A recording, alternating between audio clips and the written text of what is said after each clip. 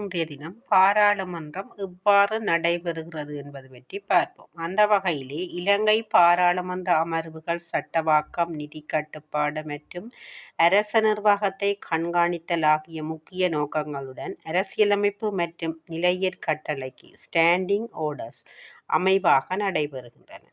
பாராளுமன்ற அமர்வுகள் நடைபெறும் விதம். அமர்வு நாட்கள் மற்றும் நேரம். வழக்கமாக மாதத்தின் முதலாவது மற்றும் மூன்றாவது வாரங்களில் செவ்வாய், புதன், வியாழன் மற்றும் வெள்ளி ஆகிய நாட்களில் பாராளுமன்றம் கூடுகின்றது. அமர்வு நேர சூசி. பாராளுமன்ற அமர்வுகள் பொதுவாக காலை 9:30 மணிக்கு தொடங்கி மாலை வரை நடைபெறும். பெரும்பாலும் புதன்கிழமைகளில் வாய்மூல விடைக்கான வினாக்களுக்கு நேர ஒதுக்கீடு செய்யப்படுகிறது. சபாநாயகர் தலைமைத்துவம். அமர்வுகள் சபாநாயகர் அல்லது பிரதி சபாநாயகர் தலைமையில் நடைபெறுகின்றன.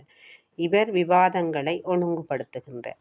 அமர்வு அலுவல்கள். பாராளுமன்ற அமர்வுக்கான தினசரி நடவடிக்கைகள் சபாநாயகர் தலைமையிலான பாராளுமன்ற அலுவல்கள் பற்றிய குழு கமிட்டி ஆன் பார்லிமெண்டரி பிசினஸ் மூலம் தீர்மானிக்கப்படுகின்றன.